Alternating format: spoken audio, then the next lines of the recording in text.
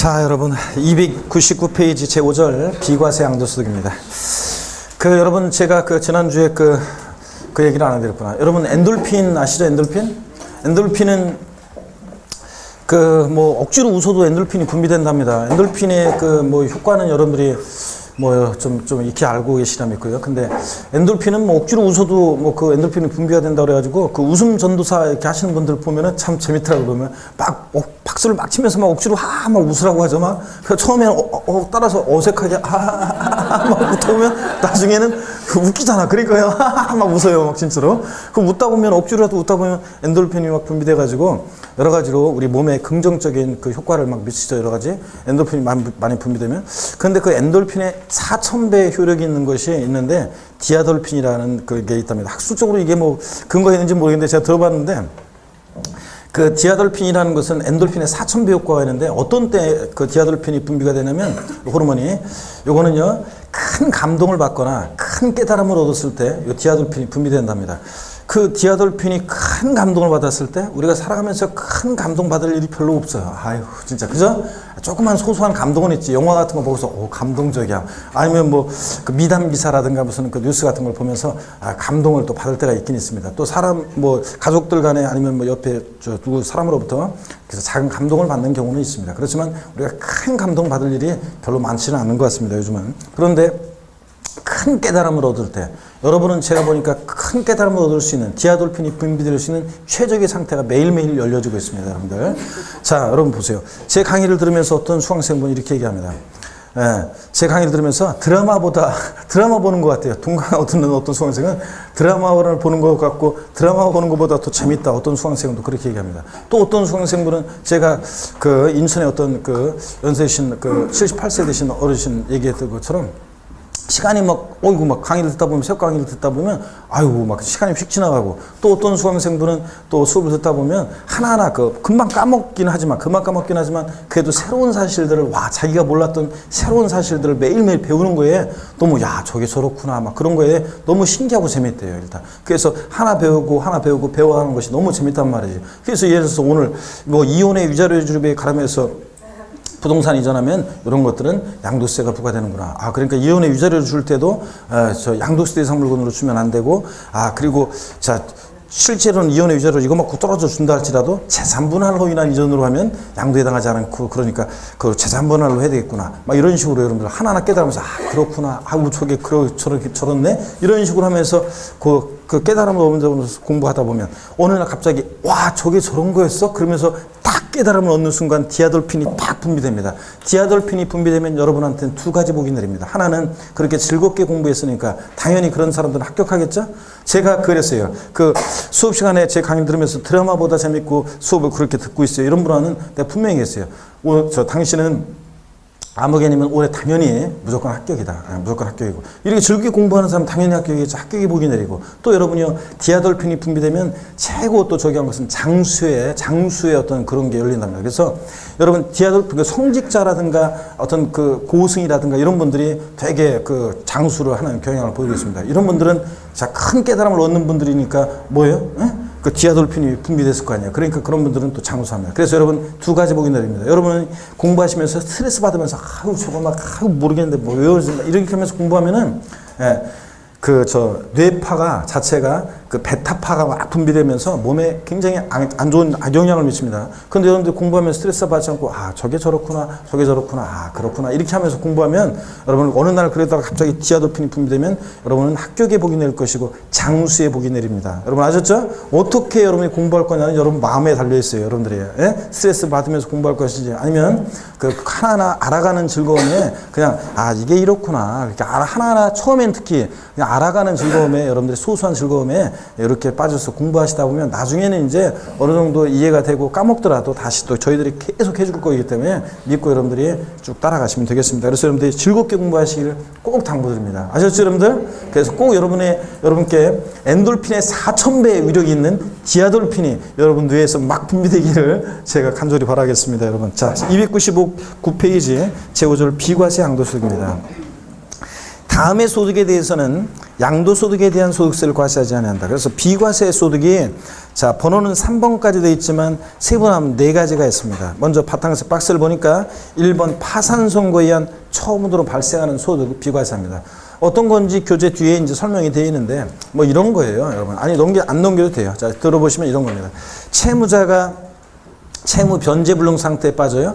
그러면 이 채무자에 대해서 법원에서 파산 선고를 내려요. 그러면 파산 선고를 내리면 이 채무자에 남아있는 재산은 다 파산재단에 속하게 됩니다. 그럼 파산재단에 속한 이 채무자의 재산이 처분이 됐을 때 누구한테 양도소득세 부과할 거예요? 법원에서 이미 이 사람한테 파산 선고 내렸는데 빈털터리라고. 그러니까 파산 선고에 의한 처분으로 발생하는 소득은 뭐한다? 비과세합니다. 이렇게 이해하시면 되고 비과세라는 거 제목만 기억하면 됩니다. 2번에 법령으로 정하는 일정한 요건을 갖춘 농지 교환이요. 맞바꾸는 거죠. 또 일정한 농지 분합이요. 나누거나 합치거나 이런 분합으로 인한 소득 비과세입니다. 그래서 자 2번을 두 가지로 나눌 수 있어요. 일정한 농지 교환으로 인한 소득 비과세, 일정한 농지 분합으로 인한 소득 비과세입니다. 또 3번 다음에 언어에 해당하는 주택, 고가주택 제외 매출이고 이에 딸린 토지로서 건물이 정착된 면적의 지역별로 법령이 정하는 배율을 곱하여서 산정한 면적 이내의 토지, 양도로 발생한 소득. 그래서 동그라미 1번. 자, 1세대 1주택과요. 그 함께 양도되는 일정 면적까지 주택 부속 토지, 양도로 인한 주택 부속 토지, 양도로 인한 소득은 비과세를 합니다. 2번은 이제 나중에 배울 거예요. 주택이 두 채인데도 그 중에 하나를 양도했을 때 1세대 1주택 양도로 보는 특례에 관한 얘기고요. 이거는 지금 신경 쓰지 마시고요. 하여튼 이겁니다. 절 보세요.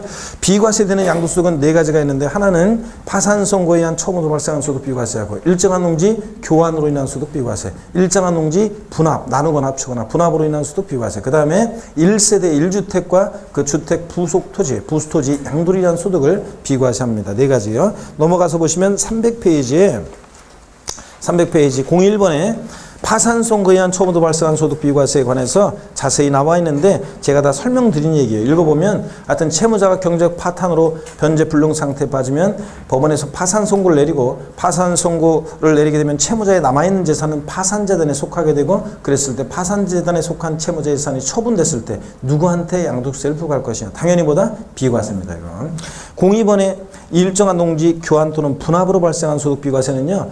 시험에 유구한 공인중개사 26회까지 치러지는 유구한 역사 속에서 자 19회 시험 전까지는 한 번도 안 나오다가 19회 시험 때 딱 한 번 나오고 연달아서 20회 시험 때 딱 또 나왔어요. 그리고 그 이후에 또 등장하지 않고 있습니다. 그러니까 일정한 농지 교환 분합으로 인한 소득 비과세는 자 유구한 26회 시험 치르는 동안에 딱 2번 나왔습니다. 중요한 거예요, 안 중요한 거예요?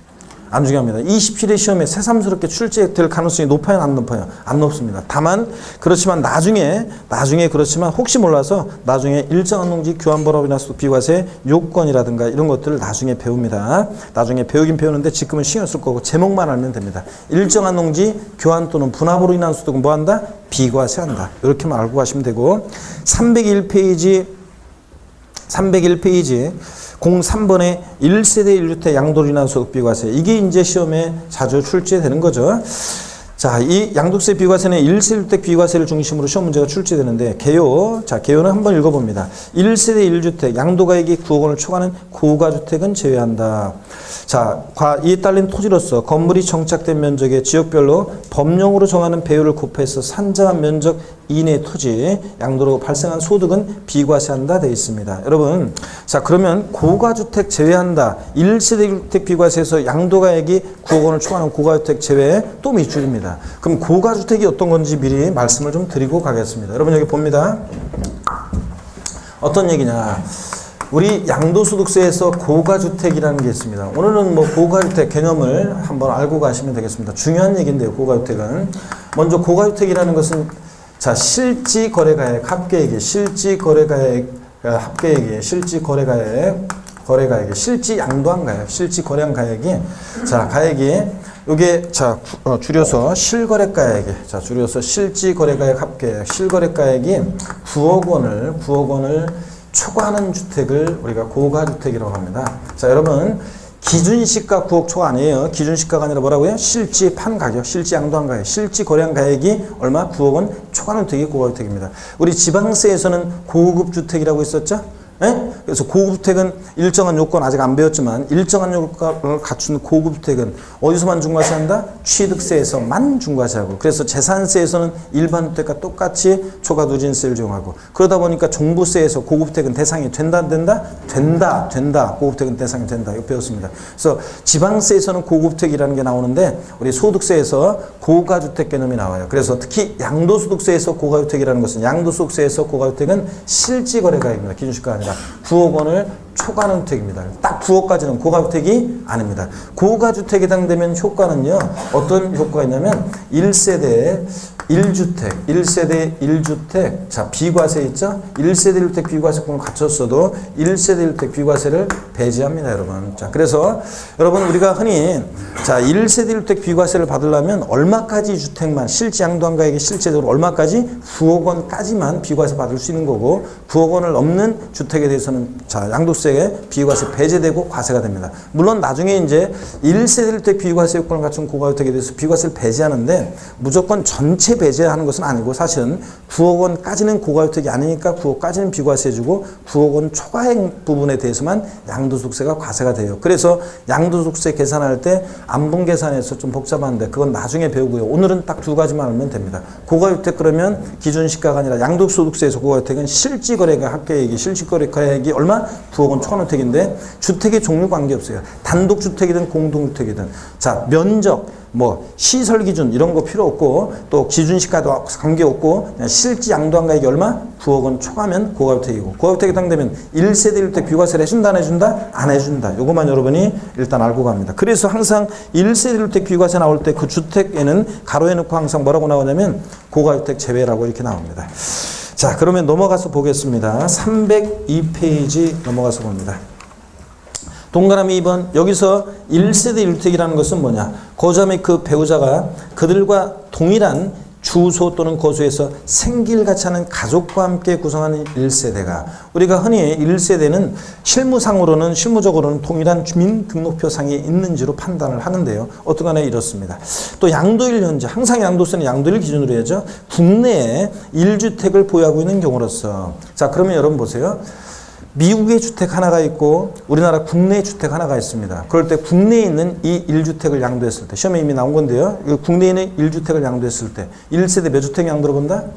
1주택 양도로 봅니다. 국내에만 1주택이면 되는 거지 해외에 있는 주택은 주택수 계산에 포함한다 안 한다? 안 해요. 또 국내에는 주택도 없는 사람이 미국에 주택 하나가 있어요. 1세대 1주택. 그럴 때 미국에 있는 1세대주택을 양도했을 때 비과세 해준다 안 해준다? 안 해줘요. 여러분 아시겠습니까? 우리나라 국내 1주택이 됩니다. 또 그 말에는 이 국내 양도를 현재 국내 1주택이 한다는 말 속에는 두 가지예요. 하나는 해외에 있는 주택은 비과세 해준다 안 해준다? 안 해주고 해외 주택 하나 있고 국내 주택 하나가 있을 때 해외에 있는 주택은 주택수 계산에 포함 안 하고 국내에만 1주택이면 됩니다. 아시겠습니까 여러분? 자 여기 국내에 1주택을 보유하면 되고요. 자 보유하는 경우로서 해당 주택의 보유기간이 몇 년이요? 2년이요. 자 그래서 2년 보유하면 비과세입니다. 근데 가로도 계속 미줄입니다. 보유한이 일반적으로 2년만 보유하면 되는데 가로 안에 비거주자가 여기서 말하는 비거주자는 그 집에 안 사는 사람이 아니라 거주자 비거주할 때 그 비거주자예요. 그러니까 국내 주소나 183일 이상 거소가 없는 자를 말합니다. 비거주자가 해당 주택을 3년 이상 계속해서 보유하고 그 주택에서 거주한 상태로 거주자로 국내 주소나 183일 이상 거주가 있는 그 거주자로 전환된 경우에는 해당 거주자의 주택은 몇 년 보유해야 되느냐? 3년이요. 밑줄입니다. 자, 그래서 원래 일반적으로는 1세대가 양도를 이제 국내 1주택을 2년만 보유하고 양도하면 양도소득세를 비과세합니다. 그래서 여러분, 자, 예전에는 서울, 과천, 수도권 5대 신도시, 서울특별시 있는 주택이나 전지역, 또 과천시나 수도권 5대 신도시라고 해서 옛날에는 분당, 일산, 평촌, 삼본, 중동 같은 이런 지역에 있는 주택을 양도할 때는 1세대주택 비과세 받으려면 보유기한 중에 2년 거주요건이 있었어요. 거주를 해야지만 비과세 받을 수 있었는데 지금은 그 거주요건 폐지된 지 꽤 됐습니다. 지금은 1세대가 1주택을 몇 년? 2년만 보유하고 양도하면 양도세 비과세입니다. 그래서 서울에 여러분이 주택 하나가 있어요. 1세대주택이에요. 근데 그 집에서 살아보지도 못했어요. 직장 인천이어가지고 그냥 인천에서 서울에 있는 집은 사놓기만 하고 자 2년을 보유했어요. 그리고 인천에서 직장 다니고 여기서 전세 살았어요. 그러면 서울에 있는 1세대 1주택 살아보지도 못했지만 거주한 적이 없지만 비과세 받을 수 있습니다. 여러분 거주 요건은 폐지됐습니다. 그런데 다만 비거주자가 그 해당 주택에서 거주자로 전환되는 이런 경우에는 몇 년을 보여야 된다? 3년을 보여야 됩니다. 그래서 미국에서 영주권 살고 있던 재외 국민이 우리나라 국내 주택 하나를 보유했는데 3년 이상 보유하고 있었고요. 그 상태에서 비거주자였다가 그 재외 국민이 거주자로 이제 전환이 됩니다. 예? 국내 주소를 두거나 183 이상 거주를 두거나. 그래서 거주자로 전환되는 이런 때는 몇 년을 보여야지 비과세 받을 수 있다? 3년을 보여야지만 비과세 받을 수 있고요. 자, 쫙 밑줄이고요. 그 다음에 1세대 1주택 비과세에서 1세대가 뭐냐? 양가로 1번 1세대 범위를 봅니다. 1세대라면 양도일 연재 고자 및 그 배우자가 그들과 동일한 주소곳에서 생계를 같이 하는 가족과 함께 구성하는 자를 말하는데요. 줄글 필요 없고 읽어보는 거 이런 거는. 동그라미 1번 가족이라면 고자와 그 배우자의 직계존비성 및 형제자매를 말하며 부모님도 동일한 주민등록표상에서 같이 내가 모시고 생계를 같이 해요. 그러면 1세대원이 되고요. 그 다음에 형제자매도 우리 집에 같이 살고 있어요. 생계를 같이 해요. 그러면 1세대원이 될 수 있고요. 여기 연필로 살짝 볼펜이나 연필로 밑줄입니다. 취약, 질병에 의한 근무상편 또는 사업상편으로 본래 주소 또는 거소를 일시 퇴거한 자도 1세대원에 포함합니다. 그렇지 않아 보세요. 잠깐 그냥 양도 시점 돼가지고 집 갖고 있는 세대원들 주소 잠깐 옮겨놓을 거 아니에요. 그죠? 그럴까봐 이렇게 일시에 주소고소를 일시 퇴거한 자도 1세대에 포함합니다. 즉 사실혼 또 이런 거 줄긋지 마세요. 사실혼 또는 내연의 관계에 있는 자는 가족보험에 포함되지 않느냐. 아이고 당연합니다. 항상 우리 법에서는 법률혼만 인정합니다. 법률혼만 인정하는 거지. 사실혼 관계라는 거는 어떤 거냐고 물어본 사람도 있었는데 사실혼 관계는 결혼식도 올렸어요. 애 낳고 살고 있어요. 뭐만 안 한 거예요? 혼인신고만 안 된 게 이게 사실혼 관계예요. 내연의 관계? 내연의 관계는 오다 가다 그냥 눈 맞아가지고 같이 사는 것이 뭐 그냥 동거하는 거고. 이 내연의 관계고, 이거는. 그런 거 가족 범위에 포함되지 않습니다. 당연히 그렇습니다. 장모, 장인, 처남, 처제, 사위, 며느리도 생기를 같이 하는 그 경우에는 1세대원에 당연히 포함될 수 있고요. 동그라미 2번입니다.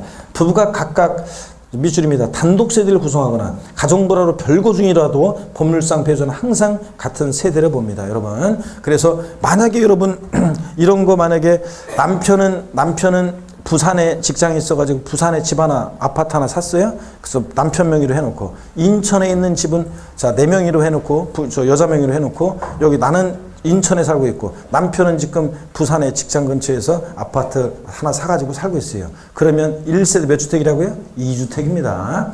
그 다음에 그 중에 먼저 정도는 당연히 과세고 별거 중 이런 것을 갖다가 세대 분리 사유로 가정불화 이런 거를 인정하면은 다 별거 중이라고 얘기하겠지. 그죠? 우리 지금 같이 별거 중이라고 얘기하고 반반 되면 서로 합치겠지. 그렇기 때문에 당연히 이런 거 인정되지 않습니다. 한 번씩 그냥 읽어보는 거예요. 재미삼아서.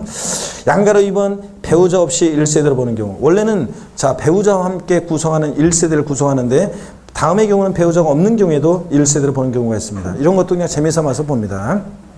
배우자가 사망하거나 이혼한 경우, 죽고 없어서 이혼해서 혼자 된 경우는 당연히 단독세대 구성할 수 있고요. 또 납세무자인 거주자가 30세 이상인 경우요. 밑줄이요. 그래서 여러분 노촌의 노총각 잘 들어보세요. 30세 이상, 만입니다. 만으로 해서 30세 이상 노촌의 노총각들은 세대 분리할 수 있습니다. 세대 분리할 수 있어요. 단독세대 구성할 수 있습니다. 그리고 단독세대 구성할 수 있고, 그런데 30세 될 사람들도 잘 들어보세요. 하여튼, 이런 얘기입니다. 부모님이 집 한 채가 있는데, 부모님 명의로 집 한 채가 있는데, 또 부모님이 아버지 명의로 돼 있어요. 근데 또 집 한 채를 부모님이 살라고 그래요. 부모님이 또 집 한 채를 살라고 그래요. 그럴 때 잽싸게 가가지고 아버지 이거 만약에 아빠나 엄마 명의로 이걸 집을 만약에 또 명의로 이렇게 하게 되면은 우리 집이 1세대 2주택 돼요. 그래서 먼저 양도하는 주택은 무조건 양도세 과세가 돼요. 그러니까 요 주택은 내 명의로 해가지고 이렇게 해놓으면 돼요. 그래서 세대별 그래서 나를 주소를 딴 데로 내가 주소를 이렇게 옮겨놓으면 본인 주소를 옮겨놓으면 각각 1세대에 1주택이 돼가지고 2년 보유하고 팔면 양도세 이거 비과세 받을 수 있어요. 각자. 자 이렇게 한 다음에 내 명의로 이렇게 해놨다가 어느 날 시간이 되겠어 부모님이 저한테 너를 부르죠. 야 잠깐 안방으로 와봐야 되겠다. 왜요?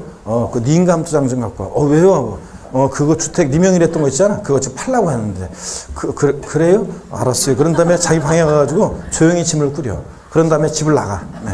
그래가지고 집을 나가버리면 부모님이 애타게 찾다가 나중에 모든 걸 용서할 테니까 이제 두어라 그러면은 아버지 저 이거 제 명의로 했던 거 저 주세요. 그래가지고 시집장가 갈 때 갖고 가면 됩니다, 여러분. 아셨죠? 우스갯소리 같지만 이게 30세 이상이면 세대 분리할 수 있습니다. 그 다음에 동그라미 3번 종합소득 또는 퇴직소득 양도소득이 국민기초생활보장법에 따른 최저생계비 수준 이상으로서 소유하고 있는 주택토지를 관리 유지하면서 엔드 독립된 생계를 유지할 수 있는 경우, 한마디로 소득세법상에 일정한 소득이 있다 그러면 세대 분리할 수 있어요. 이것은 나이가 30세가 안 됐어도 세대 분리할 수 있습니다, 여러분. 그래서 예전에 제가 항상 그 얘기를 꼭 해드리는데 싫어합니다. 경기도 평택에서 강의할 때, 예전에 평택에서 강의할 때 그 평택의 어떤 그 30세 평택에서 강의할 때 30세의 어떤 미혼 여성이 30세 미혼 여성 수강생이 저한테 물어본 게 있어요. 이 부분을 강의했더니 교수님, 제가 저희 부모님하고 같이 지금 살고 있는데요. 부모님하고 제가 같이 살고 있어요. 근데 본인이 같이 살고 있는데, 근데 제가 직장 생활 해가지고요, 조그만 아파트 하나를 장만했어요. 근데 저는 지금 이거 저희 부모님하고 같이 살고 있는데, 그럼 제가 30세라고 했어요. 제가 이것도 28세였었는데, 28세였었습니다. 28세였었는데 그 당시에 28세였었는데 그러면 제가 소득세법상의 소득이 있으니까 제가 그러면 세대분리, 부모님에서 떨어져가지고 세대분리 할 수 있다는 건가요? 그렇게 물어봤는데 당연히 그렇습니다. 나이가 30세 안 됐지만 소득세법상의 일정한 소득이 있으니까 세대분리 할 수 있습니다. 주소를 내가 딴 데로 이렇게 부모님에서 주소를 딴 데로 이렇게 옮겨놓으면 자, 이거 1세대 1주택이 돼가지고 양도했을 때 나중에 비과세 받을 수도 있습니다. 자, 이렇게 해서 만약에 이거 부모님하고 동일한 주택상에 있으면 1세대 2주택 되는 거예요. 그래서 자기가 돈 벌어서 자, 부모님 조금 도와줬는지 모르겠는데 어떤 간에 직장 생활해가지고 자기가 조그만 아파트 하나를 샀대요. 경기도 평택에. 아이고. 자, 남성 수강생 여러분한테 제가 항상 얘기합니다. 어떤 여자하고 결혼해야 되냐? 이런 여자하고 결혼해야 돼요. 여러분. 28세인데 직장 생활해가지고 어떤 간에 조그만 아파트 하나를 자기가 장만했다잖아요. 이런 여자는 하나를 보며 열을 한다고 이런 여자하고 결혼하면 내가 나중에 결혼했어요? 박봉이라도 좀 월급 꼬박꼬박 갖다 주면 어느 날 갑자기 나오라고 그래요. 여보, 오늘 퇴근길에 어디 동네로 와. 그래서 왜 그랬더니 5번 알아. 그래서 갔더니 아파트 단지 한복판에서 여보 저쪽 저 보이지? 1102동 저기 저 5층 잘 봐봐. 그러면서 왜 그러면 저거 당신 모르게 내가 하나 장만해놨어. 그러면서 여보 열쇠. 그러면서 이게 줄 여자지. 에? 이런 여자입니다, 여러분들.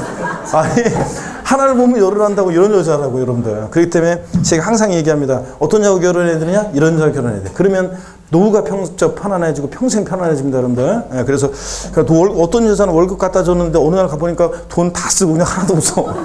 이런 여자가 있는 반면에 이런 애들은 하나만 알아도 아파도 열을 한다고 이런 여자 결혼해야 됩니다, 여러분. 얼굴은 이 친구가 얼굴은 뭐 그렇게 미인은 아니었어요. 얼굴은 그렇게 예쁘지 않았지만 다시 나보고 그때로 돌아간다. 제가 선택할 수 있는 시기로 돌아간다 그러면 저는 필요 없습니다. 저런 여자하고 결혼합니다, 일단. 자, 여러분 아셨죠? 그래야지 노후가 편안해집니다. 자, 그래서 자 봅니다. 원래 배우자와 함께 1세대를 구성하는데 배우자 없이도 단독 세대 구성할 수 있는 경우 배우자가 사망하거나 이혼하거나 또는 나이가 몇 세? 30세 이상이거나 또는 이게 일정한 소득세법상 소득이 있으면 세대 분리할 수 있습니다. 자, 동그라미 3번에서 세 번째 줄 다만 미성년자의 경우를 제외해야 돼요. 그렇습니다. 미성년자는 이런 소득세법상의 소득이 있어도 세대 분리할 수 없는 게 원칙이에요. 다만 또 예외가 있긴 있어요. 뭐 중요한 거는 이거 재미삼아서 읽으면서 눈에 익혀둡니다. 미성년자 맞박이 피도 안 마른 녀석이 결혼을 했다거나 가족이 다 죽고 없다거나 이런 경우는 어쩔 수 없이 1세대 구성할 수 있는 경우도 있기는 있습니다. 여러분. 자, 봅니다. 303페이지 봅니다. 1주택이요. 국내 1세대가 자 1주택을 보여야 되는데 주택의 범위, 주택이라는 것은 뭐냐? 그냥 읽어봅니다. 주택이라면 양도인제 국내 소지하는 상시 주거용으로 사용하는 자 제외가 나오는데 별장 같은 것은 제외합니다. 콘도미니엄 이런 거 자 제외합니다. 합숙소 제외합니다. 펜션 이런 것들은 자 주택이 아닙니다. 여기 1세대주택 비과세 상인들은 주택에서 제외합니다. 펜션 같은 거 여러분 당연하지. 이런 거 다 여관하고 모텔 같은 거 똑같은 거예요. 손님 오면 빌려주고 이런 것들은. 근데 다만 펜션의 일부를 그 주민등록 전입이 돼 있어 주인이 살고 또 일부는 대여한다. 그러면 그 주택으로 사용하는 부분은 그건 주택이 되는 거고요. 자, 그렇습니다. 하여튼 이런 것들은 제외됩니다. 자, 그러므로 별장, 콘도미니엄, 합숙소, 펜션 등 상시 주거용이 아닌 영업용 또는 임시용으로 사용하는 주거시설은 주택을 보지 않는다. 이런 것들은 그냥 자, 연필 같은 곳으로 슬쩍 줄거나 그러면서 그냥 재미삼아서 이렇게 그렇구나 이렇게 알아두시면 됩니다. 자, 주택의 판정은 사실상 용도에 따른다. 당연하지. 그래서 실질과 현실상 사실상 용도가 분명하지 않으면 공부상 용도에 따라 판단하고 당연합니다. 그래서 자, 주택이냐 아니냐는 공부상으로 판단하는 게 아니라 공부상으로 주택으로 되어 있지만 실제로 영업용 건물로 사용하다 양도하면 영업용 건물 양도. 그렇습니다. 이해하시면서 보고요. 양가로 2번 1주택의 판단 기준 1세대를 기준으로 판단합니다. 그래서 비과세 판단 시 1주택은 개인별로 주택수가 아니라 세대 기준으로 판단하는 거고요. 또 2번 양도일 현재 시점으로 판단합니다. 그래서 비과세 판단 시 주택이 과거에 여러 채가 있었지만 양도일 현재만 다 팔고 양도일 현재만 1주택이면 되는 거예요. 아셨죠, 여러분? 양도일 현재 시점으로 1주택이면 되고 보유기간 동안 다른 주택이 없어야 써야 되는 것은 아닙니다. 양도일 현재만 1주택이면 되고요. 그 다음에 국내에 소지하는 주택으로만 판단한다. 그래서 비과세 판단 시 1주택은 자, 양도일 현재 국내 1주택, 1개 주택을 보유하는 것으로 하면 되는 거죠. 그래서 그러면 국내에 자, 밑줄입니다. 주택 1개와 9개의 주택 1개를 소유하는 거주자가 국내에 소지하는 주택을 양도한 경우는 1주택 양도로와 비과세 규정을 적용한다 그랬습니다. 아까 얘기 드렸죠? 국내 주택 하나, 미국의 주택 하나, 그러면 1세 1주택입니다. 또 4번 양도 시점의 사실상 현황에 따라 판단한다. 자, 기억번 1세 1주택을 양도했으나 동주택을 매수한 자가 소유권 이전 등기를 하지 아니하여 부득이 공부상 1세대 주택이 된 경우. 자, 그렇죠? 나는 그 사람한테 팔았어요. 근데 그 사람이 자기 명의로 등기를 좀 매수인이 늦게 하는 바람에 그 사이에 내가 1세대 2주택이 되는 이런 거는 자, 어쩔 수 없는 거잖아요. 그래서 이런 경우는 자, 공부상 부득이 공부상 1세 주택이 된 경우는 매매계약서 등에 의해서 1세 주택이 양도했다는 사실이 이제 확인되는 때는 1주택으로 보기도 하고요. 이런 것들. 자, 그 다음에 니은번 소유하고 있던 공부상 주택인 1세 주택을 거주용이 아닌 영업용 건물로 사용하다 양도한 때는 1세 주택으로 보지 않는다. 아까 말씀드렸죠? 이런 것들은 외우는 게 아니라 당연히 현황부가 자, 실질과 현직상 현황부가니까 공부상으로만 주택인데 실제 영업용 건물로 사용하다 양도하면 영업용 건물 양도로 과세합니다. 이런 것들. 자, 그 다음에 나중에 이제 한쪽 가르친 이번 공동소유주택에 대한 얘기 좀 말씀을 좀 드릴 거고요. 그 다음에 한쪽 가르친 3번 다가구주택이요. 동그라미 1번 봅니다. 건축법 시행령 규정에 따른 다가구주택은 한 가구가 독립하여 거주할 수도 구획된 부분을 각각 하나의 주택으로 본다. 그런데 다만 자, 여기 밑줄입니다. 해당 다가구택을 구획된 부분별로 분양하지 않고 여기 동그라미 2번 밑줄입니다. 하나의 매매 단위에서 양도할 때는 그 전체를 하나의 주택으로 본다음에 줄 쫙이요. 시험에 나온 적도 있는데요. 여러분 10가구가 거주하고 있는 다가구택이 있어요. 이것을 가구별로 가구별로 나눠서 팔지 않고 하나의 단위로 다가구택을 통째로 양도하게 되면 1주택 양도로 봅니다. 이해되십니까, 여러분? 9가구 거주하고 있어도 다가구택은 하나의 주택, 1세 주택 양도로 봅니다. 근데 시험에서 이것을 다가구택을 구획된 부분별로 분양하지 않고 하나의 매매 단위로 해서 양도하는 경우에도 각각 하나의 주택으로 본다. 이렇게 바꿔서 낸 적이 있습니다. 아니고 다가구택은 통째로 양도하면 하나의 단위로 양도하면 하나의 주택 양도로 봅니다. 밑줄이 같고 그 다음에 조합원 입주권에 관한 거 기본적인 개념을 좀 말씀드리겠습니다. 1세대가 1주택과 도정법에 따른 관리처분 계획 인가로 인해서 취득한 입주자로 선정된 지위, 즉 조합원 입주권을 보여다가 그 주택을 양도하는 경우에 1세대 1주택으로 보지 아니한다. 밑줄 쫙입니다. 자, 이런 얘기입니다, 여러분. 자, 1세대가 1주택과 1조합원 입주권을 보유하고 있습니다. 1조합원 입주권. 2006년 1월 1일 이후 취득한 입주권의 하나인데요. 자, 조합원 입주권을 보유하고 있습니다. 1세대 1주택과 1조합 입주권이 있다가 자, 요 1세대입니다. 1세대가 이렇게 보유하고 있다가요. 자, 그러다가 요 주택을 양도할 때는 입주권은 문 열고 들어갈 수가 있어요, 없어요? 입주권을 문 열고 들어갈 수가 있어요, 없어요? 없어요. 입주권은 주택이 아니라 권리예요. 그죠? 부동산에 관한 권리 중 부동산을 취득할 수 있는 권리예요. 아파트 당첨권, 분양권, 입주권은 부동산에 관한 권리 중 부동산을 취득할 수 있는 권리라고 배웠죠? 권리예요. 주택이 아니에요. 그런데도 자, 조합원 입주권은요. 조합원 입주권. 아파트 당첨권이나 분양권이 아니에요. 조합원 입주권은 자, 주택수 계산에 1세대 1주택 비과세에서 주택수 계산할 때는 포함을 시켜요. 그래서 1세대가 1주택과 1조합 입주권에다가 주택을 양도하면 1세대 원칙적으로 1세대 몇 주택 양도로요? 2주택 양도로. 1세대 2주택 양도로 해서 원칙적으로 이 주택 양도하면 과세가 됩니다, 여러분. 아시겠습니까, 여러분? 그래서 1세대가 1주택과 1조합 입주권에다가 주택을 양도할 때 입주권도 주택수 계산에 포함해서 1세대 몇 주택 양도로 본다? 2주택 양도로 봅니다. 물론 예외가 있지만 원칙만 일단 알고 갑니다, 이렇게. 자, 그 다음에 양가로 3번 주택에 딸린 토지요. 우리 1세대 1주택 비과세는 주택 양도소득만 비과세하는 게 아니라 주택과 함께 양도되는 일정 면적까지 주택 부수 토지 양도자한 소득도 비과세하는데 한번 봅니다. 비과세요건을 충족한 1세대 1주택을 양도하는 경우 그 주택에 딸린 토지도 비과세 받을 수 있다.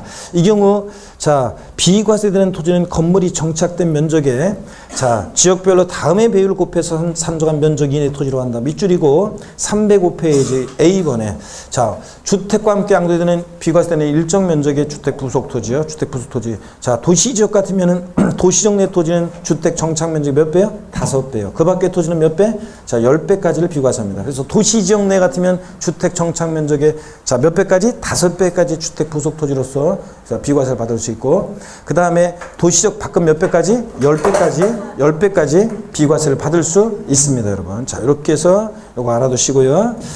그 다음에 양가로 4번, 그 다음에 양가로 5번, 자, 이런 것들은 이제 겸용주택에 대한 거, 이제 요거, 시험에 작년에는 겸용주택에 대한 거, 요거 면적 계산하는 계산 사례 문제가 시험에 나왔었는데, 자, 겸용주택에 대한 거 한번 보겠습니다. 양가로 5번이요. 주거와 주거 이외 용도에 사용되는 겸용주택을 팔아요. 그럼 이걸 주택으로 보면 1세대 1주택 비과세권 갖췄을 때, 자, 주택 양도로, 주택으로 보면 비과세고, 이걸 상가로 보면 과세할 거 아니에요. 그래서 이 겸용주택을 어떻게 판정하느냐는 건데, 한번 봅니다. 겸용주택이란 주택의 일부에 점포 등 다른 목적의 건물이 설치되어 있거나, 동일 지번상의 주택과 다른 목적의 건물이 설치된 경우의 주택을 말하는데요. 겸용주택 판정입니다. 동그라미 1번 1세대 1주택 비과세 규정을 적용할 때 하나의 건물이 주택과 주택 외부로 복합되는 경우에는 자, 주택에 딸린 경우와 주택에 딸린 토지의 주택 외에 건물이 있는 경우에는 그 전부를 주택으로 본다. 이게 원칙입니다. 자, 그래서 그 전부를 주택으로 보는데 다만 주택의 연면적 밑줄이고 다만 주택의 연면적이 주택 외의 연면적보다 적거나 같을 때는 주택 외의 부분은 주택으로 보지 않는다. 밑줄이요. 그 말은 주거 부분만 주택으로 본다는 얘기입니다. 주택 외의 부분은 주택으로 보지 않는다. 그랬으니까 주택 면적이 주택 외의 면보다 적거나 같을 때는요. 자, 그러면 넘어갑니다. 그러면 요 읽은 얘기가 306페이지에 결론으로 나와 있는데요. 자, 부등호를 보니까 주택 면적이 주택 이해 면적보다 부등호 클 때는 자, 일단 토지는 신경 쓰지 마시고요. 건물만 신경 씁니다. 건물 부분에 있어서는 전부 주택으로 봐서 전부 비과세합니다. 주택 면적이 주택 이해 면적보다 크면 전부 주택이에요. 근데 주택 면적이 주택 이해 면적보다 작거나 같을 때는 주택 외의 부분은 주택으로 보지 않는다. 주택 외의 부분은 주택으로 보지 않는다. 그 말은 주거 부분만 주택으로 보아서 비과세한다는 얘기입니다. 자, 그러면 이게 어떤 얘기인지 한번 소개해 드리겠습니다. 여러분, 여기 봅니다. 자, 어떤 얘기냐면 주거와 주거 이외 용도에 겸용되는 겸용주택이 있을 때 한번 보겠습니다. 만약에 자, 여러분 보세요. 주거 면적과 주거 이해 면적을 따져봤는데 주거 면적이 60제곱미터고 주거 이해 면적이 40제곱미터예요. 이럴 때 양도세에서 겸용주택은 주택 면적이 클 때는 어떻게 한다고요? 이거 전부 주택으로 봅니다. 전부 주택으로 봐서 1세대 1주택 비과세권을 갖췄다 그러면 이거 전부 주택으로 보니까 전부 요 몇 제곱미터가 비과세 건물에 있어서 토지는 일단 신경 쓰지 말고 건물에 있으면 몇 제곱미터가 비과세요? 100제곱미터 전체 100제곱미터가 전부를 요거 비과세합니다. 전부를 비과세. 주택면적이 클 때는. 근데 여러분 또 요번에 이렇게 한번 하겠습니다. 요번에는요.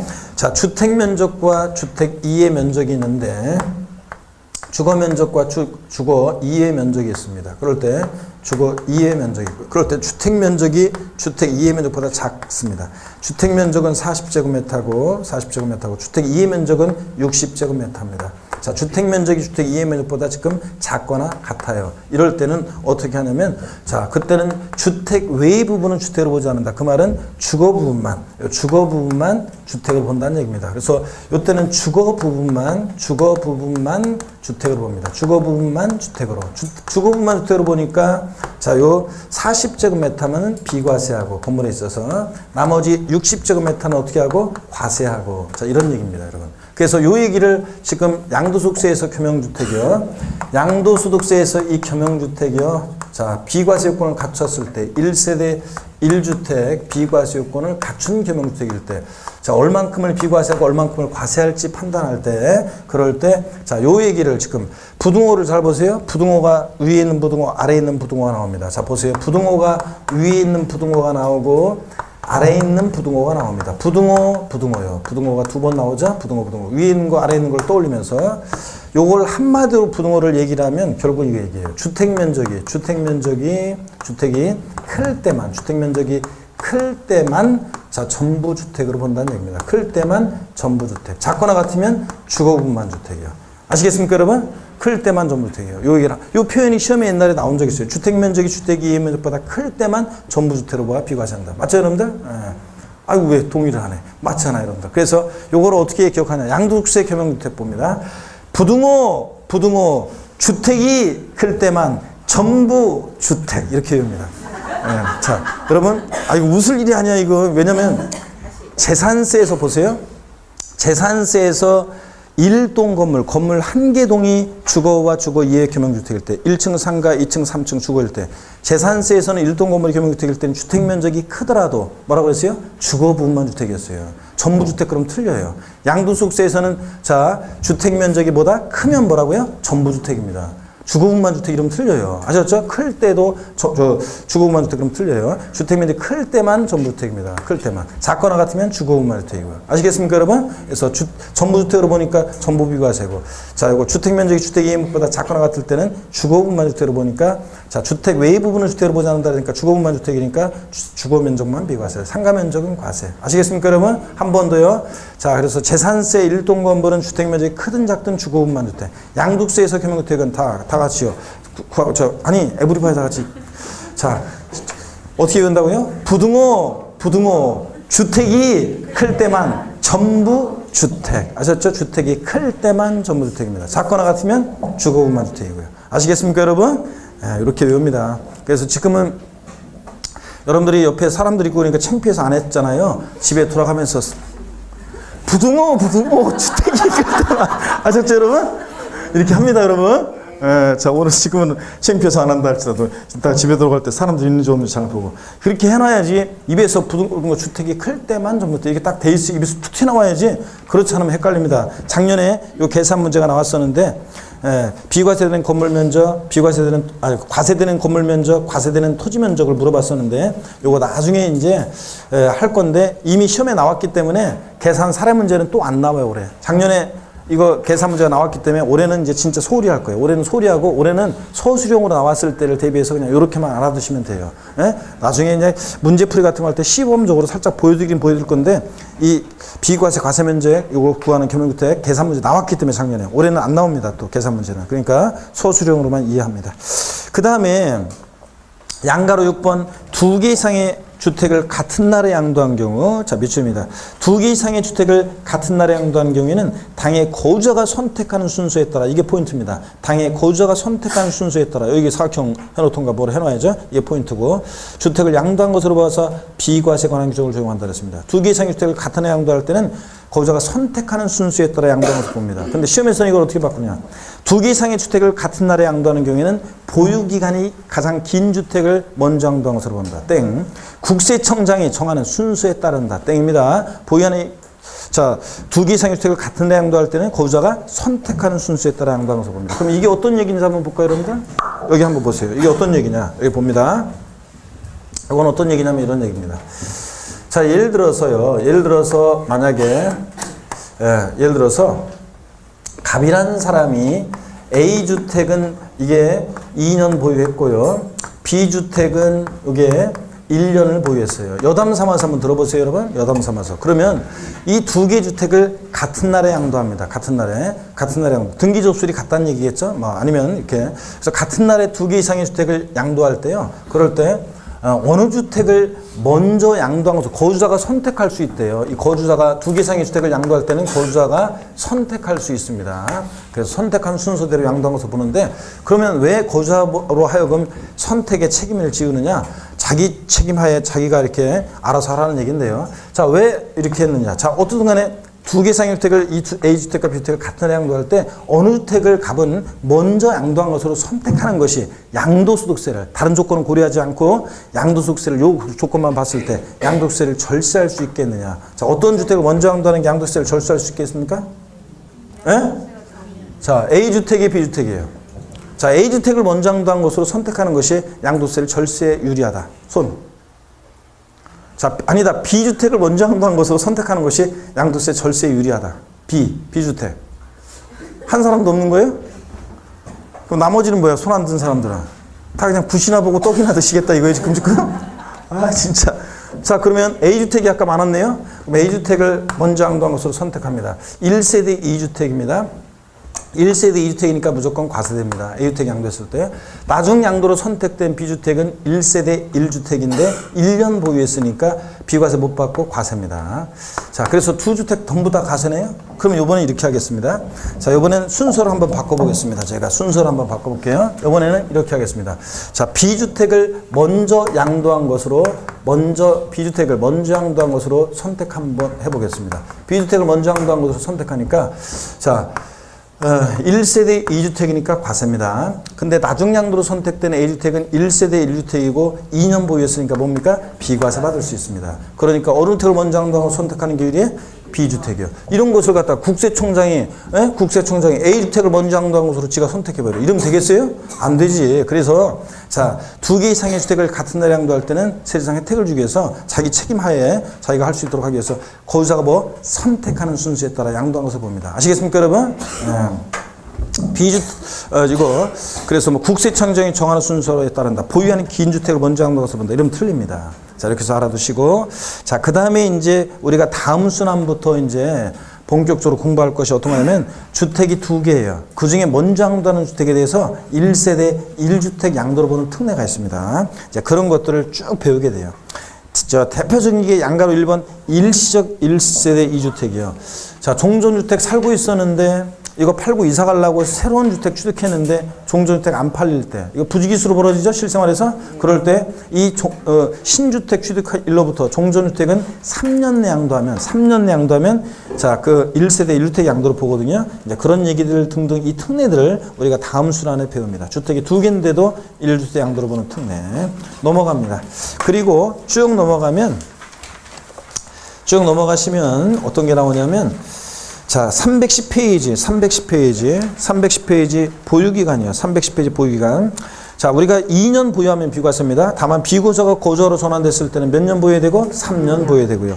자, 이렇게 보유하면 비과세인데 근데 2년을 미만 보유했어요. 그런데도 비과세 받을 수 있는 예외 특례들이 있습니다. 그래서 그런 예외 특례들을 나중에 우리가 이제 하나하나 이제 배우게 됩니다.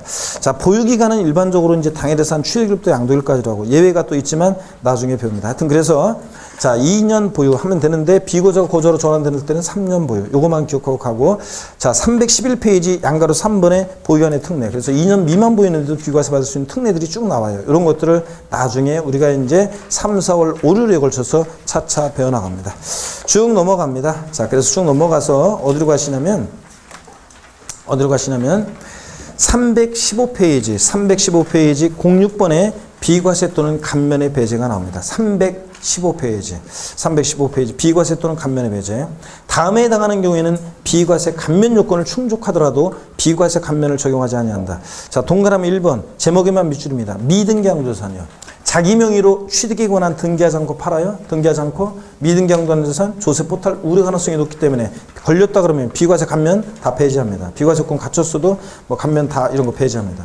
미등기 양도하면 비과세 감면 배제하고 또 넘어갑니다. 316페이지 한 장 넘기니까 316페이지 동그라미 2번입니다. 고가주택 자, 밑줄입니다. 양도하는 시 실거래가 계획이 얼마? 9억 원 초과하는 주택은 1세대 주택 비과세 해준다 안 해준다? 안 해줍니다. 그래서 비과세 배제하고요. 그 다음에 동그라미 3번 제목만 일단 밑줄입니다. 허위계약서 작성이요. 토지, 건물, 부동산에 관한 권리를 매매하는 거래 당사자가 매매계약서의 거래가액을 실지 거래가액과 다르게 적었어요. 업계약서나 다운계약서 썼다는 얘기죠? 자, 그런 경우에는 자, 해당 재산에 대해서 비과세 이거 감면 뭐 배제하고 뺀다 어떤 뭐 이런 얘기가 나오는데 지금은 신경 쓰지 마세요. 오늘 제목만 허위계약서 약성. 하여튼 매매계약서에 적은 거래가액과 실거래가액을 다르게 적었다 그러면 비과세 해준다 안 해준다? 안 해준다. 요것만 알면 됩니다. 자, 그래서 미등기 양도하거나 고가주택 양도하거나 그 다음에 허위계약서 작성했을 때는 비과세 해준다 안 해준다? 안 해줍니다. 비과세 하면 다 배제합니다. 그래서 이렇게만 오늘 알고요. 07번의 고가주택입니다. 고가주택의 판정, 의여. 고가주택이란 뭐냐? 주택 및 이에 딸린 토지 양도당 시, 자, 미출입니다. 실거래가의 합계액, 양도당 시 실거래가 합계액이 얼마? 9억 원 초과하는 주택을 말합니다. 자, 여러분, 밑줄. 그 다음에 겸용주택과 다가구주택, 요 얘기 나중에 봅니다. 제가 나중에 설명드릴게요. 뭐, 별건 아니고. 317페이지 고가주택에 대한 규제 내용. 양가로 1번, 1세주택 비과세 적용 배제죠. 본문 밑줄입니다. 1세주택 비과세권 충족 시에도 실지 거래가에 따른 양도가액이 9억 원을 초과액에 대해서는 비과세 적용되지 아니한다. 밑줄 쫙이야.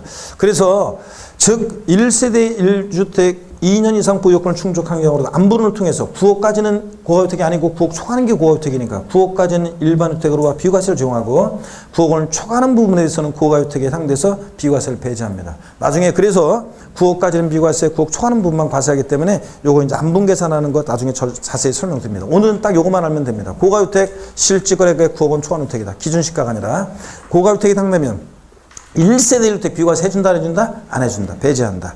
자, 그래서 9억 초과액, 9억까지는 비과세고 9억 초과액만 과세하는 건데 요 정도만 알고 가면 됩니다. 자, 그러면 넘어가고서 318페이지입니다. 제6절 양도소득세 계산 구조예요. 여러분, 자, 절 봅니다. 양도소득세 어떻게 계산하는지 그 과세 표준 결정하는 과정이 복잡하고 곱하기 세율에서 산출세 구하고 그런데 이 양도세 계산하는 계산 과정에 많은 중요한 논점들이 있습니다. 그래서 이제 양도세가 어렵다 그러면 318페이지부터 이어지는 이 양도세 계산하는 과정 여기가 이제 어렵습니다. 그래서 여기서 이제 시험 문제는 두세 문제 출제되고요. 또 그 다음에 중요한 부분이고 그 다음에 이제 다음 시간에 납세 절차 이렇게 해서 자 다음 시간에 중요한 내용들이 계속 남았습니다. 자 여러분 다음 주에는 빠지면 된다 안 된다? 안 됩니다. 무슨 일이 있더라도 다음 주에는 무조건 수업을 들어야 돼. 양도세 계산 구조 관련한 이것이 기초이론에서 충분한 설명, 용어 설명 드릴 때 딱 체계를 잡고 다음 순환에 살 붙여서 자세한 내용들을 배우게 되기 때문에 그리고 양도세 예정신고납부, 확정신고납부 중요한 내용입니다. 시험에 매년 나오는 거. 그래서 다음 시간에 아주 중요한 내용들이 몇 문제나 걸려 있습니다. 그러니까 꼭 여러분들이 나오길 당부드리면서 왜 집에 가려고 그래 지금 여러분요. 복습은 하고 가야죠 여러분들. 아 진짜 맨날 하면서도 그렇게. 자 고개를 듭니다 여러분. 네. 고개를 듭니다. 오늘 자 우리가 양도소득세 자 과세 대상부터 공부했습니다. 양도소득세 과세 대상 어떤 것을 양도했을 때 부과되느냐? 손 빼고 아이고 그냥 벤치에 앉아가지고 자 그럼 모를 줄 알고 아이고 자 봅니다. 양도세 대상은 토지, 건물 그리고 부동산에 관한 권리 그 다음에 기타 자산 그리고 주식 또는 출자지분 또 파생상품 양도세 대상입니다. 근데 부동산에 관한 권리는 세분화해서 꼭 잘 알아두셔야 됩니다. 부동산 사용수익에 관한 권리로서 지상권, 전세권, 등기된 부동산 임차권 양도세 대상인데 지상권, 전세권 자 미등기 지상권 대상이 됩니까? 미등기 전세권 대상이 됩니까? 아니라고 하는 사람이 얼핏 들리는 것 같아요. 등기 여부와 무관하게 대상이 된다고 그랬잖아요. 미등기 지상권, 미등기 전세권 대상이 됩니다. 등기 여부와 무관하게. 지역권 대상입니까? 아닙니다. 미등기 부동산 임차권 대상입니까? 작년 시험에 나왔잖아요. 미등기 부동산 임차권 대상입니까? 아닙니다. 반드시 등기된 부동산 임차권만 대상이 됩니다. 작년 시험에 정답 양도세 대상 아닌 거 고를 문제에서 등기되지 않은 부동산 임차권 대상이 아닙니다.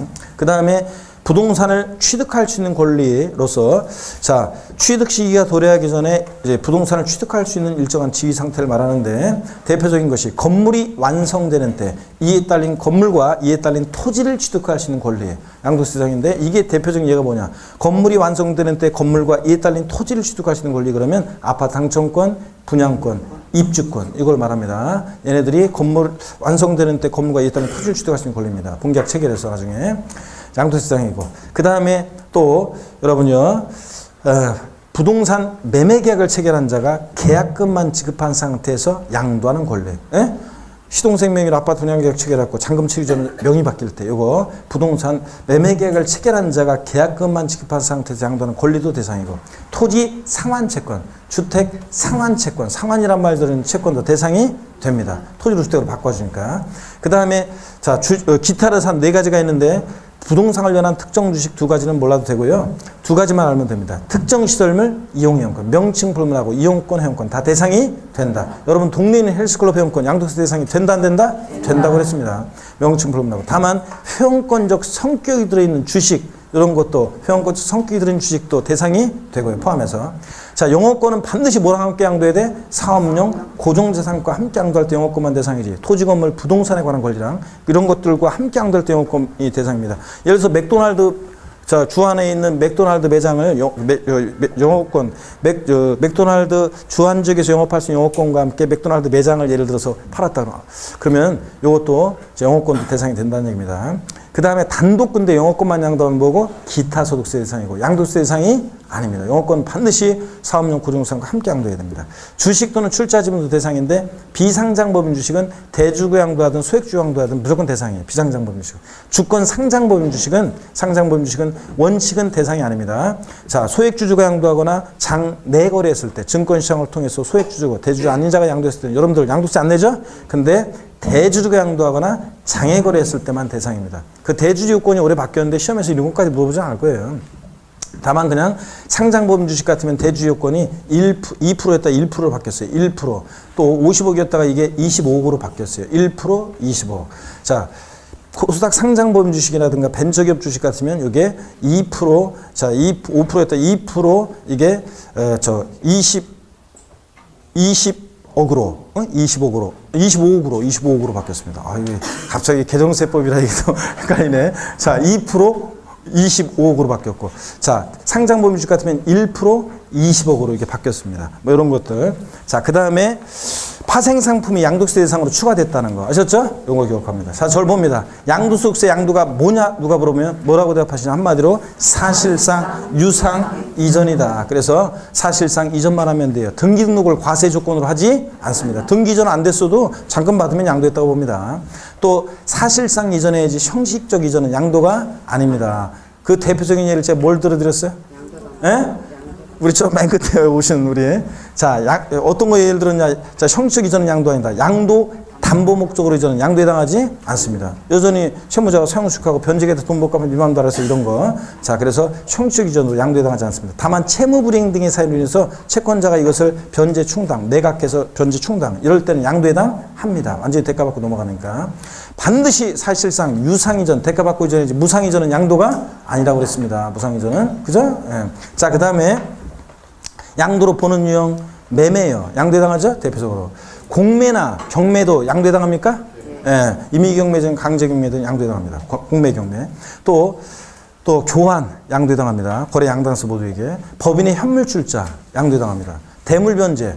금전적 채무에 가름해서 부동산 같은 거 이전하거나 이혼의 위자료 집 작년 시험에 나왔죠? 양도로 보는 거 고르는 문제에서 이혼의 위자료 집에 가름해서 부동산 이전하거나 이런 거 조세 물납 이런 것들 자 손해배상 위자료 집에 가름해서 부동산 이전하거나 이런 것들 다 양도에 해당합니다. 단 재산분할 청권 행사로 인한 이전은 양도에 해당하지 않는다. 내 거 내가 찾아갔으니까 이런 것들. 그 다음에 여러분 양도소득세 또 양도로 보는 경우 지분의 변경 없는 공유물 분할은 양도에 해당하지 않아요. 작년 시험에도 나왔었죠. 근데 지분이 변동하는 공유물 분할의 경우에는 자 지분 증가자에게 늘어난 만큼 취득세가 지분 감소하는 경우에 대가받고 이전하면 양도에 해당합니다. 공유지분권을 자 10%를 대가를 받고 이전하면 양도합니다. 지분 감소하는 경우에 자 양도에 해당하고 그 다음에 또 여러분요 뭐 이런 것들 등등이 양도에 해당합니다. 또 양도로 보지 않는 경우 무상이전 양도에 해당하지 않고 그죠? 예. 그 다음에 지분이 변동 없는 공유물 지분의 단순 분할은 양도에 해당하지 않습니다. 작년 시험에 나온 게 2개 이상의 공유토지를 2개 이상의 공유토지로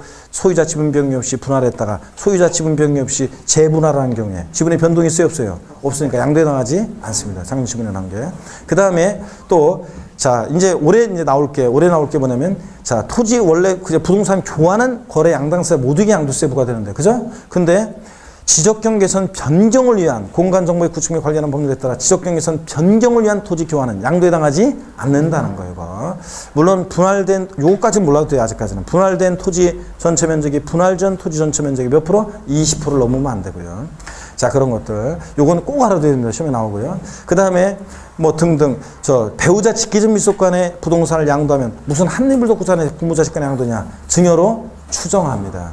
취득세에서는 배우자 직계전미속의 부동산을 취득할 때는 증여받아 원칙 취득한 것으로 의제 보고, 양도세에서 배우자 직계전미속권을 양도했다 간에 부동산을 양도하면 이전하는 자 입장에서는 증여한 것으로 추정하고, 양도세에서는 추정이고 취득세에서는 의제, 간주 본다고요. 자, 그 다음에 또 이런 것들을 배웠습니다. 자, 그 다음에 이제 우리 양도세, 양도 및 취득식인데, 매매 같은 일반적 거래는 원칙 계약상 잔금지비를 취득시로 해요. 아니면 실제 잔금 지급된 날로 해요. 실제 대금 청산일, 잔금 지급일, 사실상 잔금 지급일 대금 청산한 날로 합니다. 자, 근데 대금 청산이 불분명해요. 그럴 땐 어느 때 양도 및 취득시로 합니까? 대금 청산이 불분명하면 등기접수일 넉넉히 하지 말고 등기접수일. 대금 청산 전에 등기했다 그러면 언제고? 대금 청산 전에 등기하면, 대금 청산 전에 등기하면 등기접수일이고. 자, 원칙 대금 청산, 불분명해 등기접수일, 대금 청산 전에 등기해 등기접수일. 아셨죠? 이렇게 기억하고, 그 다음에 또 이제 막바지입니다. 우리 양도소득 비과세 되는 소득이 있습니다. 네 가지입니다. 파산 선고에 의한, 법원의 파산 선고에 의한 처분으로 발생한 소득은 뭐하고? 비과세입니다. 빈 털털이 됐으니까 채무자. 그 다음에 일정한 농지 교환으로 인한 소득 비과세, 일정한 농지 분합으로 인한 소득 비과세입니다. 그 다음에 1세대 1주택과 그 함께 양도되는 일정 면적까지 주택 부수토지 양도 인한 소득 비과세입니다. 그 비과세되는 주택 부속토지 범위는 주택 정착 면적의 도시적은 몇 배? 5배. 도시적 밖은 몇 배? 10배까지 비과세합니다. 우리 지방세에서는 별장이나 고급 악장용 건축물의 부속토지 경계가 불분명하거나, 재산세에서 주택 부속토지 경계가 불분명할 때는 바닥 면적의 무조건 몇 배? 10배까지 부속토지를 했어요. 지방세에서 5배, 10배 나오면 틀려요. 양도세에서 1세주택 비과세되는 주택 부속토지 범위가 주택 정착 면적의 도시적은 몇 배? 5배까지. 자, 도시적 밖은 몇 배까지? 10배까지를 비과세합니다. 주택 부속토지 함께.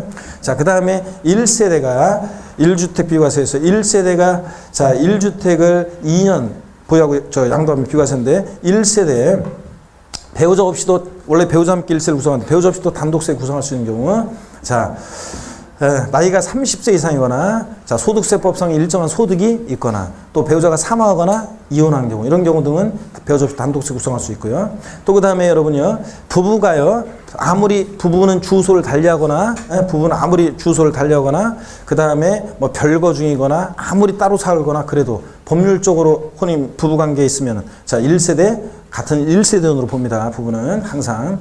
자, 같은 날에 2개 이상의 주택을 양도할 때는, 자, 국세청장이 정하는 순서에 따른다. 보유하는 긴 주택을 먼저 양도해서 봅니다. 아니고 어떻게 한다고요? 거주자가 선택한 순서에 따라 양도해서 봅니다.